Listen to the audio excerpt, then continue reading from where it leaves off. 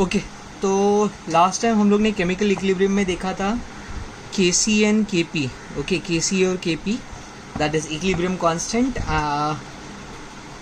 Kc था जब हम लोग कॉन्सेंट्रेशन ले रहे थे, प्रेशर ले रहे थे गैसियस रिएक्टेंट के लिए. Okay, now let us take units of Kc. Unit of Kc देखते हैं. ओके, तो Kc का कोई फिक्स यूनिट नहीं है, वो डिपेंड करता है ऑन द रिएक्शन. मोस्टली कभी कभी Kc का यूनिट होता भी नहीं है और कभी कभी होगा, तो it depend on the reaction. Like for example मैं दो रिएक्शन लेता हूँ यहाँ पे कंपेयर करने के लिए. H2 plus I2 gives you 2HI, ये एक रिएक्शन है. और दूसरा रिएक्शन है N2 plus 3H2 gives you 2NH3. Okay, तो अभी इसके लिए Kc का वैल्यू क्या होगा? इसका Kc का इक्वेशन होगा Kc will be equal to concentration of HI का square upon concentration of hydrogen into concentration of iodine. और इसके लिए Kc will be equal to concentration of NH3 का square upon concentration of nitrogen into concentration of hydrogen cube. Okay, क्योंकि 3 है उधर, raise to 3 हो जाएगा वो. ये हो गया मेरा Kc का. Okay, now let us put the value. What is the value of concentration? So concentration is number of moles upon volume. Okay, तो कॉन्सेंट्रेशन का यूनिट होता है मोल पर डीएम क्यूब. ओके, ना ये कहाँ से आया? तो हमने सेकेंड चैप्टर में एक मोलारिटी नाम का चीज़ पढ़ा था. Molarity is number of moles of solute upon पर लीटर ऑफ सोल्यूशन. ओके, तो वहाँ से आया मोल पर डीएम क्यूब. ओके, तो यहाँ पे मैं क्या लिखूँगा? Kc is equal to mole per DM cube. Okay, क्योंकि ये स्क्वायर है तो मैं इसको ऐसे लिख सकता हूँ मोल पर डीएम क्यूब इंटू मोल per DM cube. Okay, upon H2 के लिए it will be mole per DM cube और I2 के लिए भी it will be mole per DM cube. तो अगर यहाँ पे देखेंगे तो everything gets cancel. So Kc का यहाँ पे नो यूनिट्स आएगा. Your Kc will have no units. Okay, but अगर इस साइड देखें तो यहाँ पे Kc will be equal to what? Mole per DM cube into mole per DM cube upon mole per DM cube into ऐसा मोल per DM cube का cube हो जाएगा. मेरे पास जगह नहीं है, मैं इसलिए इससे लिख रहा हूँ. तो ये तो कैंसिल हो गया और यहाँ पे एक कैंसिल हो जाएगा, तो दो स्क्वायर बचेगा. मतलब यहाँ पे क्या बचेगा? Mole square DM cube square, मतलब ये हो जाएगा okay -6. That is Kc will be equal to mole per square DM cube की जगह पे हो जाएगा dm इज टू 6. ओके, तो ये हमारा इक्वेशन हो जाएगा. दैट डिपेंड्स, Kc का यूनिट डिपेंड्स अपॉन कितने number of reactants and products है. ओके, यहाँ पे 2 रिएक्टेंट है 2 प्रोडक्ट है, तो इक्वलाइज हो गया, तो यहाँ पे 0 हो जाएगा. ओके, मतलब 0 नहीं 1 हो जाएगा यूनिट. वेरेज यहाँ पे इफ यू सी तो यहाँ पे 4 रिएक्टेंट है और 2 प्रोडक्ट है, तो Kc का यूनिट यहाँ पे कुछ तो होगा.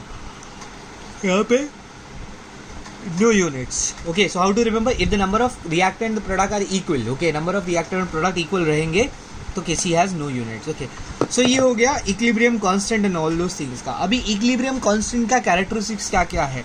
So equilibrium constant का value change नहीं होता है. Okay, आप temperature change करोगे, pressure change करोगे, volume change करोगे, वो सब change करोगे. equilibrium concentration ये जो है Kc का value है, constant है, ये constant ही रहने वाला है. Okay, ये बताता है आपको रिएक्शन कितना हुआ है कितना नहीं हुआ. लास्ट टाइम हमने देखा था अगर इसका वैल्यू 10⁻³ से ज़्यादा है तो रिएक्शन इज ऑलमोस्ट कंप्लीट, मतलब रिएक्टेंट बहुत कम है, प्रोडक्ट बहुत ज़्यादा है. The value is less then 10⁻³ तो प्रोडक्ट बहुत कम है और रिएक्टेंट बहुत ज़्यादा है. और अगर Kc का वैल्यू 10⁻³ और 10⁻³ के बीच में है तो ऑलमोस्ट इक्वलाइज्ड है. ओके, तो वो सब हो गया Kc के बारे में. Okay, now going back with आगे बढ़ते हैं, इक्विलिब्रियम को देखते हैं और ध्यान से देखते हैं इक्विलिब्रियम का. अगर तुमको याद रहेगा तो हमने कैरेक्टरिस्टिक्स ऑफ इक्विलिब्रियम, जब इक्विलिब्रियम का कैरेक्टरिस्टिक्स कर रहे थे फर्स्ट लेक्चर में, तो हमने देखा था कि इक्विलिब्रियम अगर तुमने टेम्परेचर चेंज किया, प्रेशर चेंज किया, वॉल्यूम चेंज किया और कॉन्सेंट्रेशन चेंज किया, सो इक्विलिब्रियम भी शिफ्ट होता है, इक्विलिब्रियम भी चेंज होता है. ओके, कैसे चेंज होता है? तो all those thing is given by a principal. Okay, that is the principal is Lee चार्टलिस principal. Lee चार्टलिस principal क्या बोलता है? ओके, ये कुछ नया नहीं बोलता है, ये बोलता है भाई बाहर बारिश होगा तो तुम छाता लेके जाओगे, या बाहर ठंडी होगा तो तुम स्वेटर पहनोगे. Now why do we wear sweater when it is cold? Okay, ठंडी में स्वेटर क्यों पहनते हैं? तो सिंपल सी बात है कि मेरा बॉडी जो है ओके उसको ज़्यादा इफेक्ट नहीं होना चाहिए. बाहर ठंडी हो, गर्मी हो या बारिश हो, मेरे बॉडी को ज़्यादा इफेक्ट नहीं होना चाहिए. ओके, ज़्यादा चेंजेस नहीं आना चाहिए, तो मैं कंफर्टेबली रह सकता हूँ. ओके, सो इसका मतलब है कि जिस बाहर अगर जैसा सिचुएशन चेंज होगा उसके अकॉर्डिंग मैं अपने आप को एडजस्ट करूँगा. मैं रेनकोट ले रहा हूँ या मैं स्वेटर पहन रहा हूँ या मैं लाइट कलर्ड क्लोथ पहन रहा हूँ, डिपेंडिंग अपॉन मौसम कैसा है, ताकि मेरे बॉडी को मिनिमम इफेक्ट हो. Okay, so even Le Chatelier's principle is same. क्या बोलता है ये? When external stress is applied, when external stress is applied मतलब क्या? इक्विलिब्रियम में जब तक वो सब्सटेंस है ओके वो शांत बैठा है तब तक कुछ नहीं, बट उसको तुम कुछ कीड़े करो. कीड़े कैसे कर सकते हो, चेंज कैसे कर सकते हो? लाइक यू कैन रिमूव, मतलब उसमें से कॉन्सेंट्रेशन निकाल सकते हो या कॉन्सेंट्रेशन ऐड कर सकते हो रिएक्टेंट का या प्रोडक्ट का. प्रेशर इंक्रीज कर सकते हो, प्रेशर डिक्रीज कर सकते हो. ओके, वॉल्यूम इंक्रीज कर सकते हो, डिक्रीज कर सकते हो, टेम्परेचर चेंज कर सकते हो. तो ऑल दोज थिंग, ये सब चेंज करने से क्या आएगा? एक्सटर्नल स्ट्रेस अप्लाई होगा, मतलब चेंजेस आएंगे. Okay, so when external stress is applied to the system in equilibrium, okay, to the system in equilibrium, या तो when external stress is applied to the equilibrium will adjust itself in such a way that the effect of stress is minimized. मेरे को ठंडी लग रही है तो मैंने स्वेटर पहन लिया, तो क्या आएगा? ठंडी लगना कम नहीं हो जाएगा, मतलब ठंडी गायब नहीं हो जाएगा बट कम हो जाएगा. मतलब जो एक्सटर्नल स्ट्रेस है, जो एक्सटर्नल चेंज है वो मिनिमाइज हो जाएगा ताकि मेरी बॉडी नॉर्मली रह सके. तो वैसे ही यहाँ पे हम इक्विलिब्रियम में भी देखते हैं. ठीक है, तो ये ही प्रिंसिपल से हम गवर्न करेंगे. हम देखेंगे कि जो जो फैक्टर्स था, temperature, number of moles, all those things, okay, उससे हमारा इक्विलिब्रियम पे क्या क्या इफेक्ट आ रहा है. ठीक है, नाउ पहला लेते हैं. पहला मैं लूँगा टेम्परेचर ही ले लेता हूँ, सबसे इजी है. ओके, इजी भी है, डिफिकल्ट भी है to understand if you don't understand. Temperature के बेसिस पर रिएक्शन दो टाइप के होते हैं. On the basis of temperature reaction can be endothermic, okay, and reaction can be exothermic. तो टेम्परेचर के बेस पे रिएक्शन एंडोथर्मिक भी हो सकता है, एक्सोथर्मिक भी हो सकता है. एंडोथर्मिक मतलब क्या? Which requires heat. तो ऐसा हीट इज रिक्वायर्ड और यहाँ पे क्या आएगा? Heat is released. ओके, तो एंडोथर्मिक में हीट इज रिक्वायर्ड, एक्सोथर्मिक में heat is released by the system. Okay, so temperature के बेसिस पे क्या होगा? तो देख, अब सीधी सी बात है, अभी मेरे को अगर पानी गर्म करना है, मतलब एंडोथर्मिक रिएक्शन ले रहा हूँ मैं, सो मुझे मालूम है एंडोथर्मिक रिक्वायर्स टेम्परेचर. ओके, मतलब रिक्वायर्स हीट एक्चुअली. तो अगर if temperature increases reaction also increases, मतलब एंडोथर्मिक रिएक्शन को हीट चाहिए, टेम्परेचर चाहिए. तो जितना ज़्यादा टेम्परेचर देंगे उतने फास्ट वो रिएक्शन होगा, उतना ज़्यादा वो रिएक्शन होगा. लाइक पानी गर्म करना है, तो मुझे मालूम है पानी गर्म करना इज एन एंडोथर्मिक प्रोसेस, मतलब heat is required to heat water. Okay, पानी गर्म करने के लिए हीट रिक्वायर होगा, तो जितना ज़्यादा मैं उसको टेम्परेचर दूंगा उतना जल्दी पानी वो गर्म होगा. ठीक है, तो एंडो के लिए हीट रिक्वायर होता है और एक्सो के लिए हीट इज रिलीज्ड. मतलब यहाँ पे if temperature increases reaction will decrease. Okay, so देख अब क्या होगा, इससे क्या होगा? जैसे फॉर एग्जांपल मैं ये रिएक्शन बोल रहा हूँ, N2 + 3H2 gives me 2NH3, okay, plus heat. What does this mean plus heat? मतलब इसका मतलब है forward reaction is endothermic and backward reaction, reverse reaction is exothermic. कैसे पता चला सर आपको? forward reaction is exothermic and backward reaction is endothermic. कैसे पता चला मुझे? तो देखो, forward reaction में क्या आया? Nitrogen plus hydrogen is giving you ammonia plus heat. मतलब ये रिएक्शन में हीट रिलीज हो रहा है, प्लस हीट मतलब रिएक्शन में हीट रिलीज हो रहा है, तो फॉरवर्ड रिएक्शन में हीट रिलीज हो रहा है, सो फॉरवर्ड रिएक्शन एक्सोथर्मिक है एंड बैकवर्ड रिएक्शन एंडोथर्मिक है, ठीक है। तो यहाँ से देखने से आपको पता चल जाएगा कि अगर यहाँ पे हीट है तो that means heat is release in the forward reaction, reverse reaction endothermic है। तो ऑब्वियसली इफ टेम्परेचर, अगर टेम्परेचर मैं बढ़ाऊंगा, इफ टेम्परेचर इंक्रीजेस, अगर टेम्परेचर बढ़ेगा इस केस में, then forward reaction will decrease. क्यों डिक्रीज हो रहा है? क्योंकि फॉरवर्ड रिएक्शन तो एक्सो है ना, okay, and that means reverse reaction increase होगा, रिवर्स रिएक्शन विल इंक्रीज, मतलब प्रोडक्ट ज़्यादा नहीं बनेगा, रिएक्टेंट ज़्यादा बनेगा। सो फॉरवर्ड रिएक्शन कम हो गया, बैकवर्ड रिएक्शन ज़्यादा हो गया, इसकी वजह से क्या होएगा, ये इंपॉर्टेंट है, ये हमको लिखना है। Therefore equilibrium shifts to left hand side, मतलब रिएक्टेंट के साइड पे इक्विलिब्रियम शिफ्ट हो गया, left hand side, okay. So ये this is the conclusion what happens when temperature, जैसे फॉर एग्जांपल हमारा वो पानी वाला था ना 7-3 पे अटका था, तो अभी 7-3 की जगह पे वो 5-5 हो जाएगा या तो 6-4 हो जाएगा, मतलब it shifts more towards the reactant side, okay. Reactant side बढ़ जाएगा, रिएक्टेंट का पल्ला बढ़ जाएगा, अमाउंट बढ़ जाएगा, ठीक है। So this is to be remembered, okay. तो अभी कैसे याद रखूंगा मैं टेम्परेचर के बेसिस पे रिएक्शन कैसे चेंज हो रहा है, इक्विलिब्रियम कैसे चेंज हो रहा है, तो आपको याद रखने का, देखने का, फॉरवर्ड रिएक्शन एक्सोथर्मिक है कि बैकवर्ड रिएक्शन, ओके। या एक्सो भूल जाओ, एंडो को टारगेट करने का, ओके। मेरे को दिख रहा है रिवर्स रिएक्शन एंडोथर्मिक है, मतलब टेम्परेचर बढ़ाने से रिवर्स रिएक्शन बढ़ेगा, ओके। सो जो भी एंडोथर्मिक रिएक्शन रहेगा वो बढ़ेगा, जो एक्सोथर्मिक रिएक्शन है वो कम होगा। अगर रिवर्स रिएक्शन बढ़ रहा है तो equilibrium shift to the left hand side, अगर फॉरवर्ड रिएक्शन बढ़ रहा है तो equilibrium shift to the right hand side. So that is on the basis of temperature, okay. Next factor देखते हैं हम, ओके। ये फैक्टर बहुत ही इंपॉर्टेंट है, and that factor, second factor is concentration. Concentration मतलब amount of reactant and product, okay. तो अब इस पे कैसे इफेक्ट होगा, तो देखने का, लाइक अभी मैं सेम रिएक्शन ले लेता हूँ, N2 +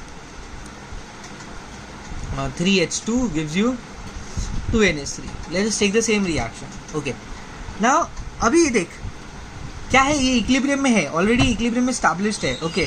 so if concentration of reactant, अब मैं कंसंट्रेशन ऑफ रिएक्टेंट बढ़ा रहा हूँ, if the concentration of reactant increases, okay, मैं रिएक्टेंट का कंसंट्रेशन बढ़ा रहा हूँ, मतलब नाइट्रोजन और हाइड्रोजन का कंसंट्रेशन बढ़ा रहा हूँ। अब देख, ज़्यादा रिएक्टेंट रहेंगे तो ज़्यादा रिएक्टेंट रिएक्ट करके ज़्यादा प्रोडक्ट देंगे, मतलब if the concentration of reactant increases, reactant ज़्यादा रिएक्ट होंगे, okay. So that means more product is form, ठीक है। देयरफॉर इक्विलिब्रियम जो है that will shift to product side, मतलब RHS, मतलब अगर रिएक्टेंट ज़्यादा है तो रिएक्टेंट रिएक्ट करके क्या ज़्यादा देगा, प्रोडक्ट ज़्यादा देगा। So equilibrium shift to the right hand side, and vice versa मतलब उल्टा, मतलब इफ प्रोडक्ट इज इंक्रीज्ड, अगर प्रोडक्ट को इंक्रीज कर रहे हैं हम लोग तो more reactant is form, reactant ज़्यादा फॉर्म होगा, जिसकी वजह से क्या होएगा, equilibrium will shift to left hand side, okay. So this is concentration के बेसिस पे। तो कंसंट्रेशन के बेसिस पे हम कैसे जज करेंगे इक्विलिब्रियम कौन से साइड शिफ्ट हो रहा है, तो देखने का, अगर रिएक्टेंट ऐड करने बोलता है, ओके, जैसे इसमें मैं बोल सकता हूँ if what happens to the equilibrium when nitrogen is added. So nitrogen किधर है भाई, रिएक्टेंट में। So if nitrogen is added, more of ammonia is formed, equilibrium shifts to the right hand side, ऐसा मैं लिख दूंगा। या तो अगर बोलता है if ammonia is added, so if ammonia is added तो मतलब प्रोडक्ट इंक्रीज कर रहा है तू, मतलब रिएक्टेंट बढ़ेगा, तो equilibrium shifts to the left hand side. अभी कभी कभी उल्टा करते हैं वो लोग, बोलते हैं इफ नाइट्रोजन इज रिमूव्ड, तो that means nitrogen is remove मतलब रिएक्टेंट के कॉन्सेंट्रेशन को कम किया है, that automatically means that product increase हुआ है। तो प्रोडक्ट अगर बढ़ेगा, मतलब तुम रिएक्टेंट को कम कर रहे हो मतलब प्रोडक्ट को बढ़ा रहे हो, प्रोडक्ट बढ़ेगा तो ऑब्वियसली वापस रिएक्टेंट बढ़ेगा। ओके तो ये हो जाएगा, मतलब अगर रिएक्टेंट कम कर रहा है तो इफ नाइट्रोजन इज रिमूव और if hydrogen is remove that means product is increasing, and if product is increasing more of reactant is form, तो equilibrium to the shift to the left hand side. So वो लोग add भी कर सकते हैं, वो लोग रिमूव भी कर सकते हैं। अगर आप टेक्सचुअल क्वेश्चंस देखोगे एक्सरसाइज के तो उसमें रिमूव भी किया है और ऐड भी किया है। ओके तो that is you will see it while solving. Okay तो ये कॉन्सेंट्रेशन हो गया दूसरा फैक्टर। तीसरा फैक्टर है हमारा, the third factor is known as pressure. Okay ना ये factor solid and liquid equilibrium के लिए एप्लीकेबल नहीं है। मतलब जब सारे के सारे रिएक्टेंट सॉलिड है या सारे के सारे रिएक्टेंट्स लिक्विड है।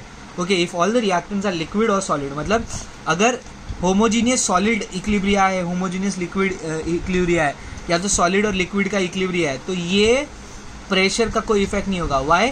Because pressure change in pressure does not effect the solid and liquid that much. Okay तो उतना ज़्यादा इफेक्ट नहीं होगा। तो ये सिर्फ गैसियस के लिए, या तो वो रिएक्शन जिसमें एक आध गैस है, 2-3 गैस है, ओके तो उस पर इफेक्ट होएगा।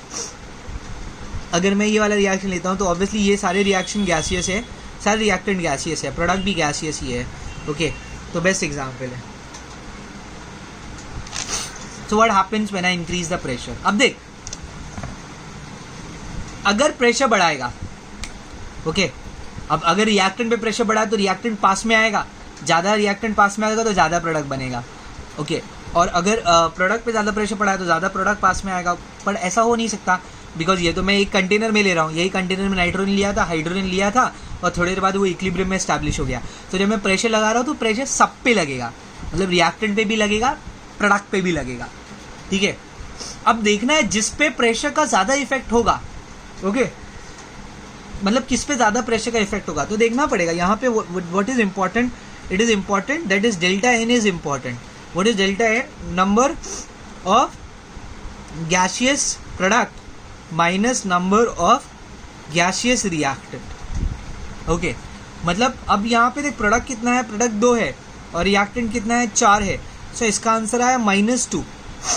What does this mean? या तो ऐसे देखो कौन ज़्यादा है, नंबर ऑफ प्रोडक्ट ज़्यादा है या नंबर ऑफ रिएक्टेंट ज़्यादा है। इस केस में नंबर ऑफ रिएक्टेंट ज़्यादा है, gaseous reactant, number of gaseous reactant ज़्यादा है।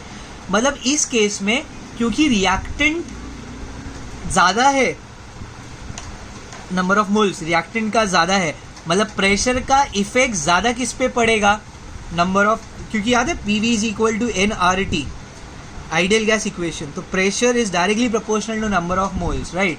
सो जितना ज़्यादा नंबर ऑफ मोल्स मतलब जिसका ज़्यादा नंबर ऑफ मोल उसका ज़्यादा प्रेशर का इफेक्ट। ओके सो यहाँ पे इस केस में effect of pressure will be more on reactant. Okay effect of pressure will be more on reactant. So pressure का इफेक्ट रिएक्टेंट पे ज़्यादा आएगा तो रिएक्शन ज़्यादा करीब आएगा, जिसकी वजह से क्या आएगा, तो हेंस इसकी वजह से क्या होएगा, hence more of product is form. Okay more of product is form, product ज़्यादा बनेगा और इसकी वजह से क्या आएगा, इक्विलिब्रियम जो है will shift, equilibrium will shift to right hand side. Okay तो it is extremely important that you have to see कि नंबर ऑफ प्रोडक्ट ज़्यादा है कि नंबर ऑफ रिएक्टेंट ज़्यादा है। तो ये मैं लेता हूँ एज केस 1। केस 1 में क्या आएगा, if number of product is greater than number of reactant. Okay case 2 से ले सकते हैं number of product is less than number of reactant, number of product is greater than number of reactant. Okay so effect of pressure will be more on product, और ये case में equilibrium जो है, equilibrium will shift to left hand side. ये I have to remember. Okay 2 case हो गया। And third case क्या है, third case will be what if number of product, this is case 3, number of product is equal to number of reactant. अगर ऐसा हुआ तो क्या होगा, number of product is equal to, तो ऑब्वियस ही बात है no effect no change, because दोनों साइड इक्वल इफेक्ट होगा प्रेशर का, हेंस इफेक्ट मतलब बोलते हैं ना इक्विलिब्रियम कोई भी साइड शिफ्ट नहीं होगा, equilibrium will remain as it is. Okay, so ये मेरा तीसरा कंडीशन हो गया या तीसरा चेंजेस हो गया जिसकी वजह से इक्विलिब्रियम चेंज हो रहा था। ओके, चौथा जो है वो वॉल्यूम है। वॉल्यूम का जो इफेक्ट है वो प्रेशर से अपोजिट है और कॉन्सेंट्रेशन से अपोजिट है। ठीक है, दैट मीन्स अगर जैसे हमने कॉन्सेंट्रेशन बढ़ाया था, रिएक्टेंट का कॉन्सेंट्रेशन बढ़ाया तो प्रोडक्ट ज़्यादा बढ़ रहा था, hence equilibrium is shifting to the right hand side, तो उल्टा हो गया। If volume of reactant increases more of reactant is form, क्योंकि देख pressure is inversely proportional to volume. Pressure बढ़ा रहा है, रिएक्टेंट पे प्रेशर बढ़ाएगा तो प्रोडक्ट ज़्यादा बनेगा, तो अगर वॉल्यूम बढ़ा रहा है तो प्रेशर कम हो रहा है। So concentration is number of moles upon volume. Concentration is inversely proportional to volume and pressure is also inversely proportional to volume. Okay. तो वो जो है वो तुम लोग देख लोगे वॉल्यूम का क्या हो रहा है, opposite to concentration and opposite to pressure. Okay, मतलब अगर रिएक्टेंट का वॉल्यूम बढ़ाया तो रिएक्टेंट ही ज़्यादा बनेगा, equilibrium shift to the reactant side मतलब लेफ्ट हैंड साइड, और अगर प्रोडक्ट का वॉल्यूम बढ़ाया तो प्रोडक्ट ज़्यादा बनेगा, hence equilibrium to shift to the right hand side। okay, जो फिफ्थ फैक्टर है जो इफेक्ट करता है, इफेक्ट करना चाहिए इक्विलिब्रियम को, वो है कैटलिस्ट को। ओके, बट हमने कैरेक्टरिस्टिक्स ऑफ इक्विलिब्रियम में देखा है कि catalyst does not effects the equilibrium. Okay, क्या होता है, एडिशन, जैसे ही कैटलिस्ट ऐड करोगे, addition of catalyst increases rate of forward reaction and reverse reaction in same amount।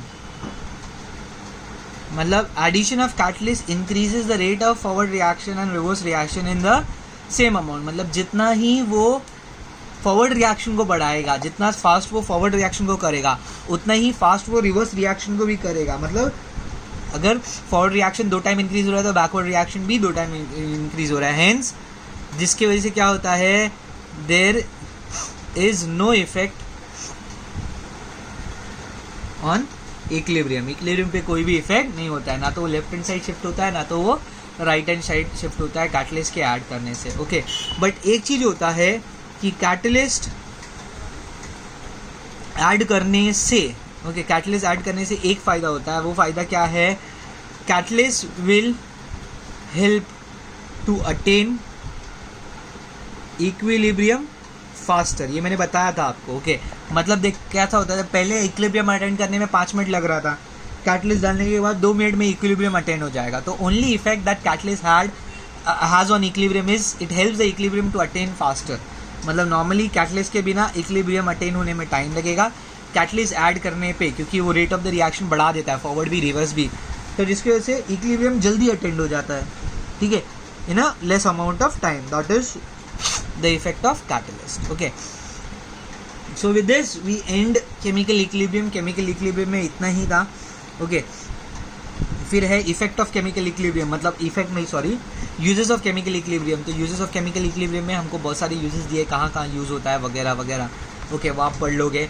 इसमें एक है हेबर्स प्रोसेस का, ये इंपॉर्टेंट है हेबर्स प्रोसेस क्योंकि ये 12th स्टैंडर्ड में भी है। ओके, हेबर्स प्रोसेस इज वही जो हम लोग ने लिया था, nitrogen plus 3 hydrogen gives you ammonia.